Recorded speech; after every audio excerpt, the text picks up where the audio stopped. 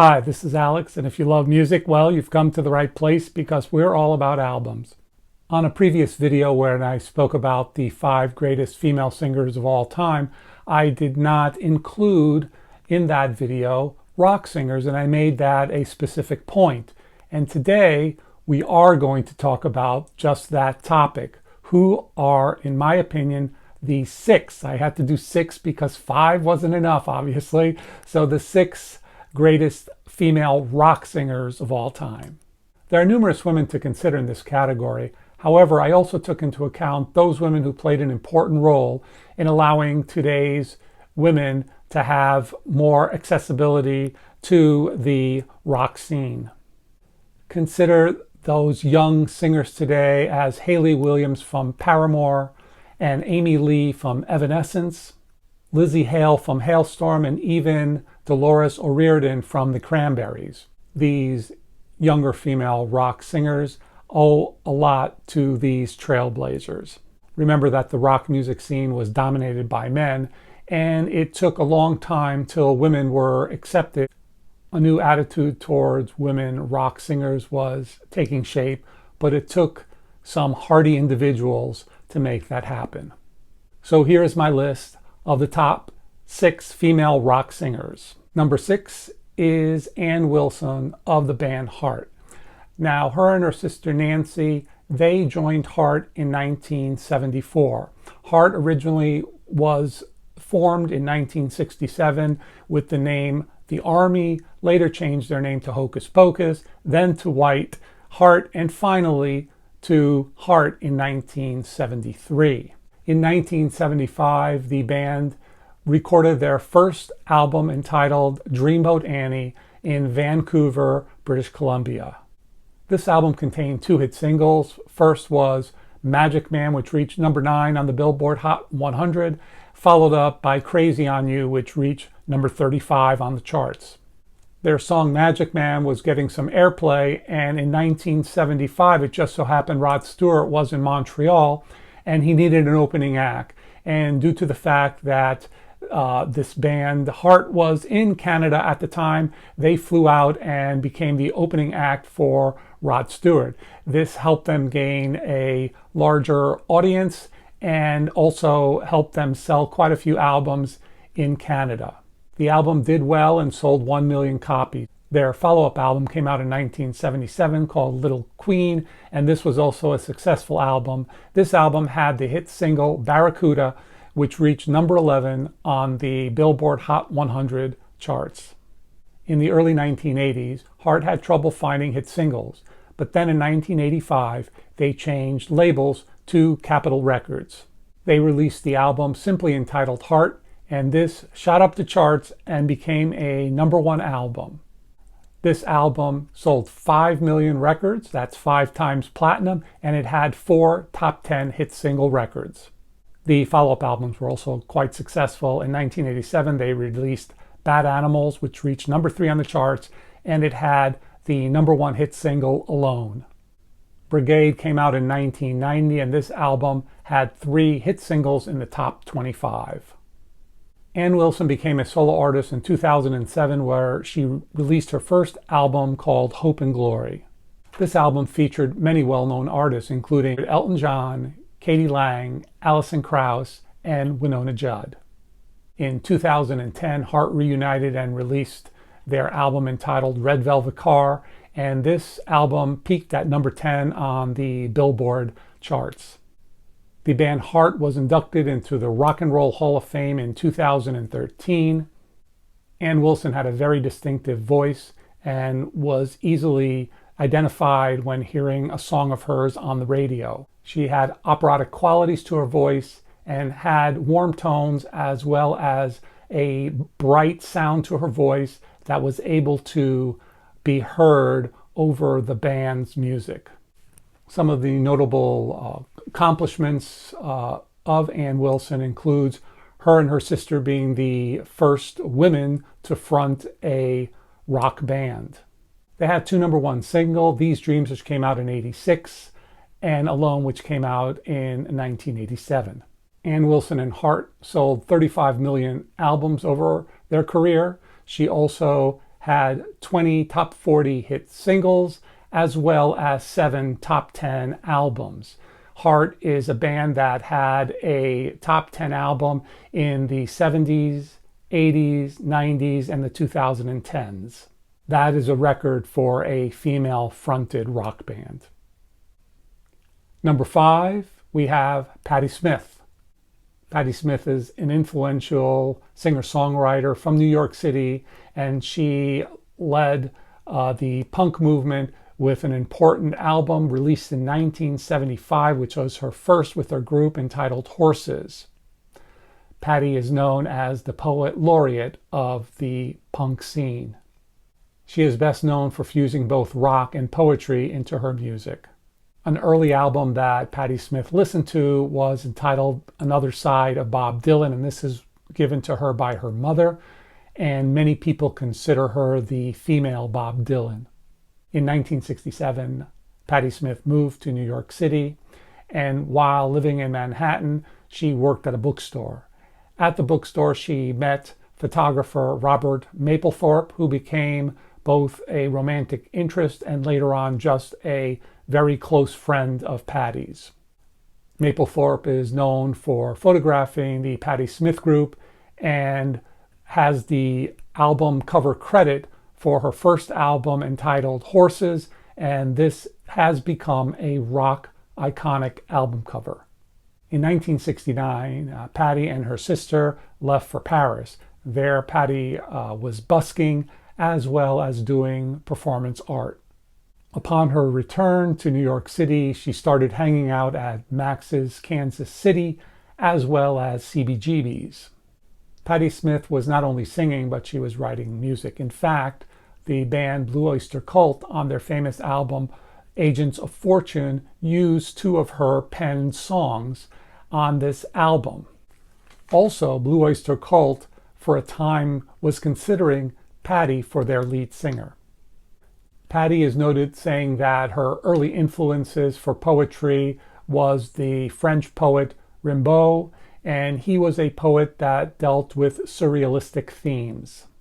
The Patti Smith Group formed in 1974 and only lasted until the end of the decade to 1979. They signed with Arista Records and in 1975 released their classic Horses album, and this album was produced by none other than John Cale. This was a remarkable album. It was unique. It fused punk rock with poetry, and it was the first to do so. The Patti Smith Group released 3 more albums entitled Radio Ethiopia, Easter, and Wave. The Patti Smith Group's 3rd album, Easter, which came out in 1978, was their breakthrough album.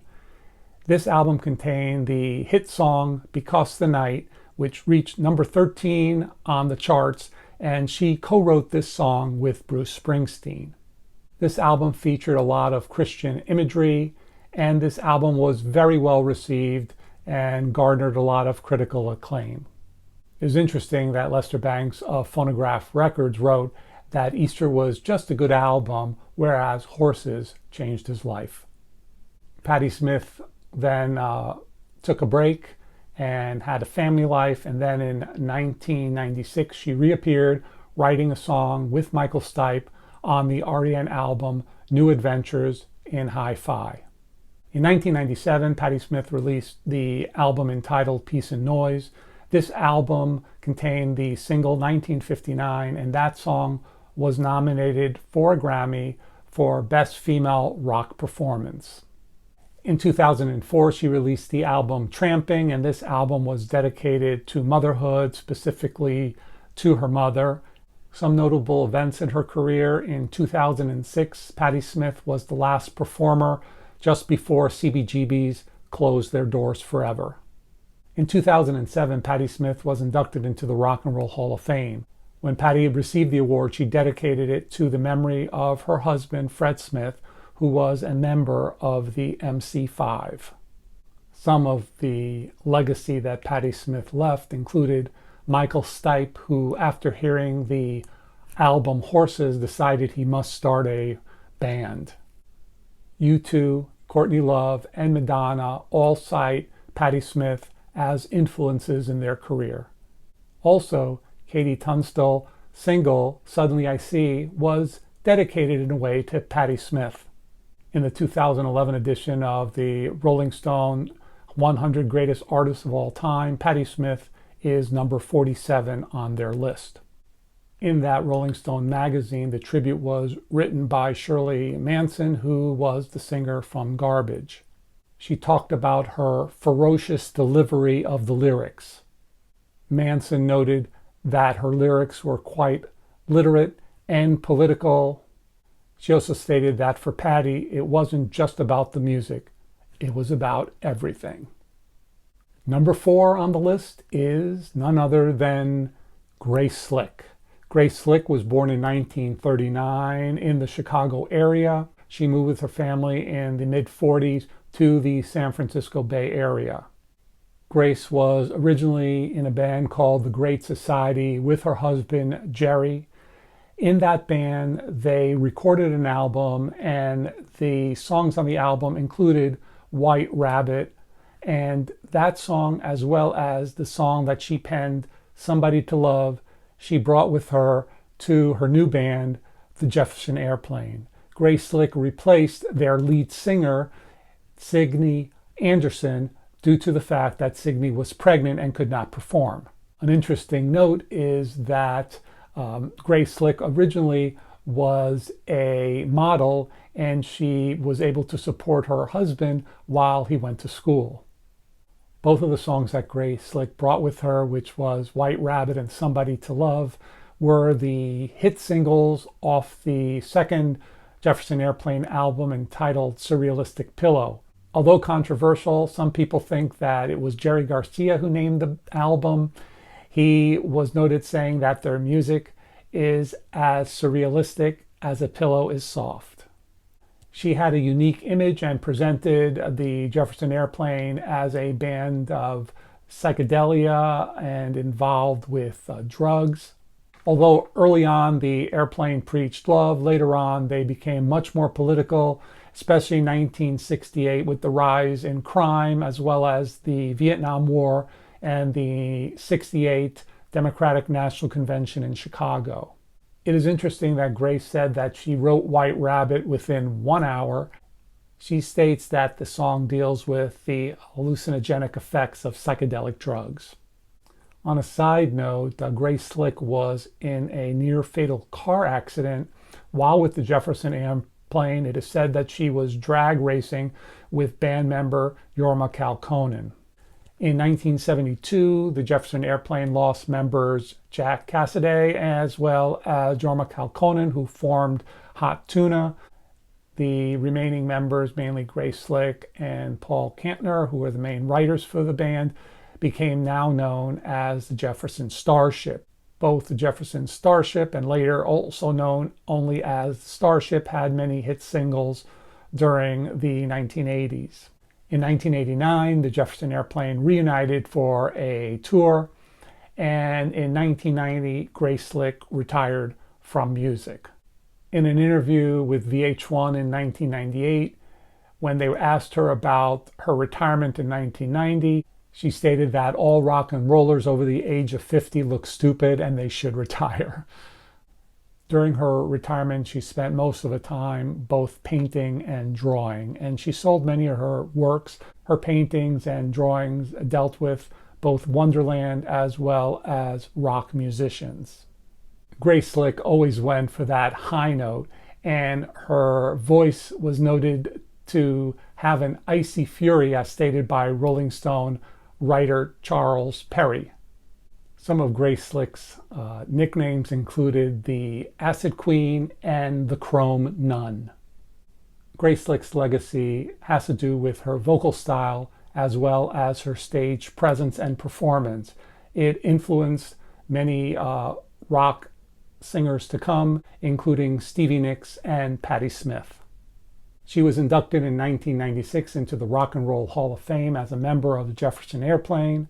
Grace also won a Grammy Award in 2016 as a Lifetime Achievement Award. VH1 ranked Grace Slick as number 20 in the 100 Greatest Women of Rock and Roll. So, who is my number 3 best female rock singer of all time?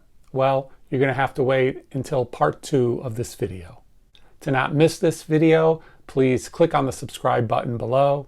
And now for last video's unknown albums. These albums both are from my top 6 female rock singers of all time. The first unknown album is Easter, and that is by the Patti Smith Group. It was her 3rd album, and it came out in 1978. It was her biggest selling album, and it was the album that was probably most accessible album. This album was a commercial breakthrough. The commercial breakthrough of this album is likely related to the hit single, which reached number 13 on the charts, Because the Night, which is a song that Patti Smith co-wrote with Bruce Springsteen. The second unknown album is Prisoner in Disguise by Linda Ronstadt. This album came out in 1975. It was her 6th studio album, and it was on the Asylum label. Many of the songs on this album she sang for many of her friends, including James Taylor, J.D. Souther, Lowell George, Dolly Parton, and Anne McGarrigle. Interesting, when Trisha Yearwood wanted to record her first album, she brought the album Prisoner in Disguise to her producer and say, "This is what I want to sound like." This album reached number 4 on the Billboard album charts and number 2 on the country charts. And now for this video's unknown album, the first unknown album. Okay, hope you got that one. The second unknown album. Great, hope you got that one also. As always, this is Alex with All About Albums. Thanks for listening, have a great day, and remember, keep them spinning.